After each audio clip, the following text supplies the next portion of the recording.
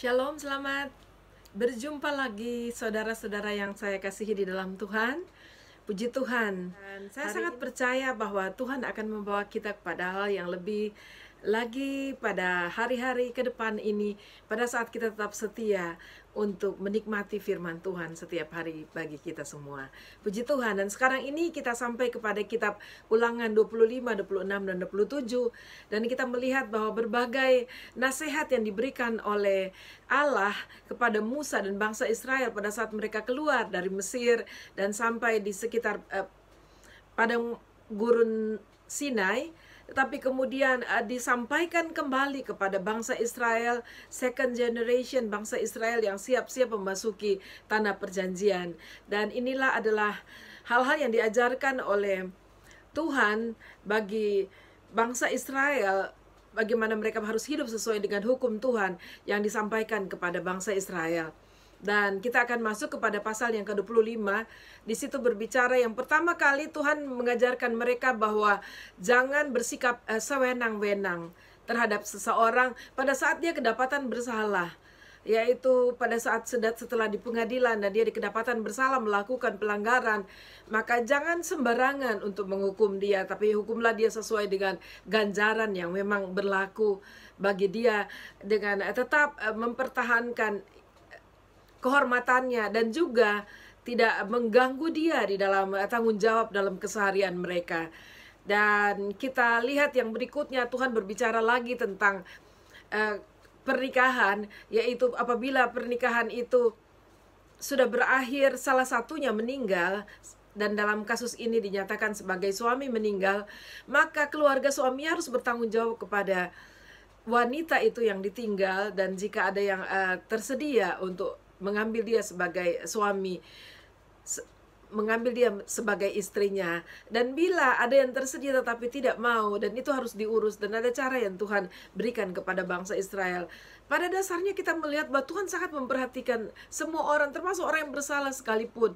Dan itulah sebabnya kita bilang, ya, walaupun Tuhan mengasihi manusia dan dia membenci dosa, tapi pada saat manusia jatuh di dalam dosa pun, Tuhan masih memberikan kesempatan untuk seseorang dapat berubah, seseorang dapat bertobat. Dan ini sangat menyukakan hati kita, menyenangkan kita bahwa ada pengharapan dalam Tuhan, walaupun kita tidak boleh mempermainkan pengharapan atau waktu kesempatan yang Tuhan berikan kepada kita. Dan kita meneruskan kepada ayat 11 sampai ayat 12, dikatakan di situ juga, itu agak menggelikan kalau saya mau baca, ya. Ternyata di keadaan brutal juga, bukan cuma terjadi sekarang, dari zaman dulu juga ada. Dan saya tidak mau bacakan, saudara baca sendiri, ya. Dan mungkin saudara semua sudah membaca, karena saudara, kita melihat di situ perkelahian di antara dua lelaki, lalu kemudian ada salah satu istri dan datang membantu dan sebagainya. Dan Tuhan bilang tidak boleh brutal.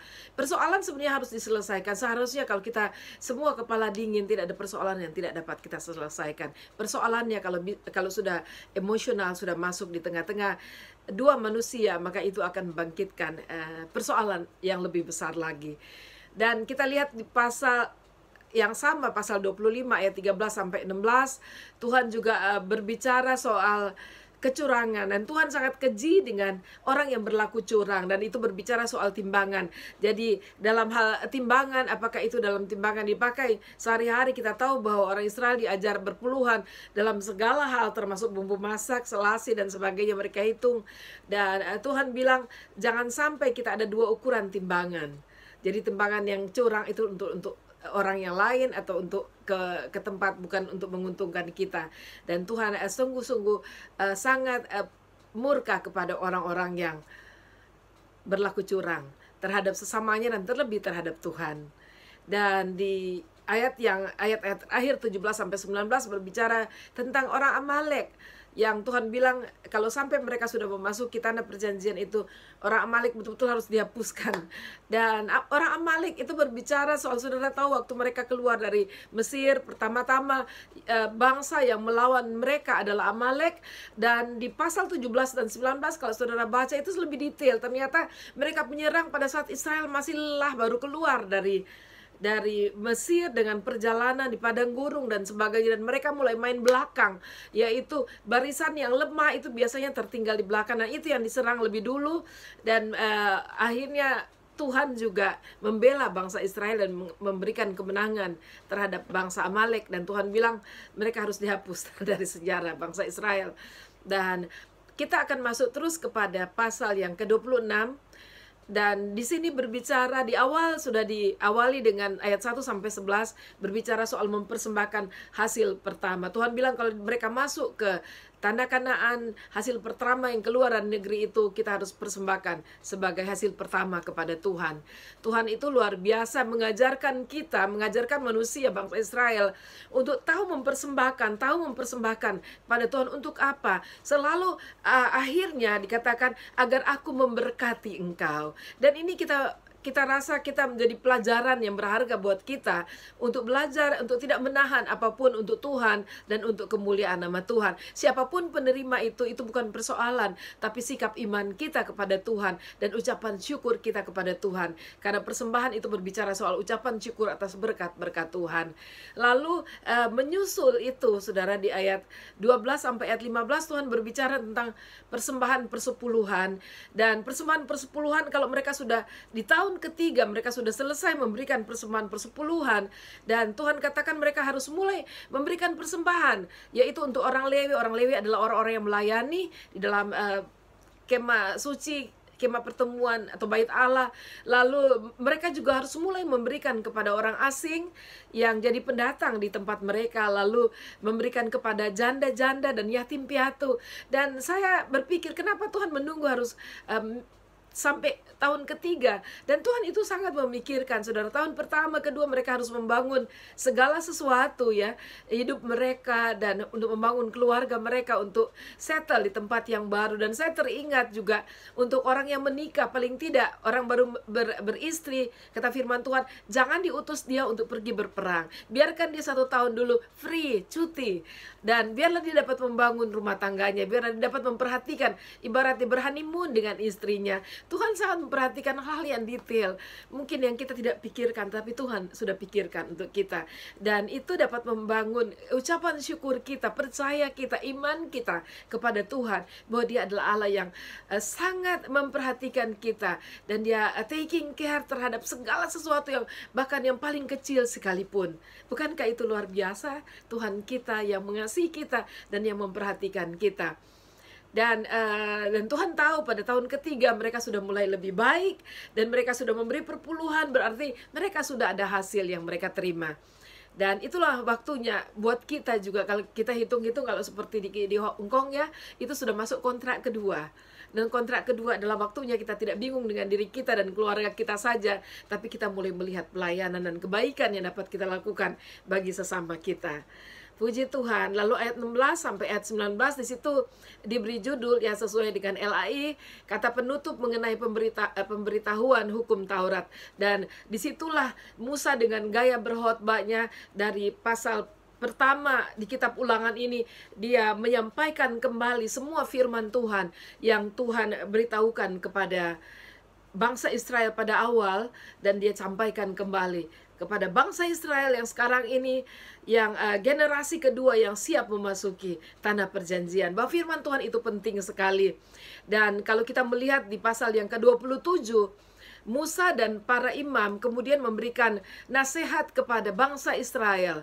Dan ini nasihat mereka yang saya garis bawahi adalah, nomor 1 adalah firman dan korban kepada Tuhan. Dan itu luar biasa, dan itu benar-benar secara rohani harus menjadi kehidupan kita, yaitu firman dan juga pengorbanan. Firman dan Kristus, karya Kristus di kayu salib bagi kita harus menjadi yang utama, yang selalu ada di dalam segala hal.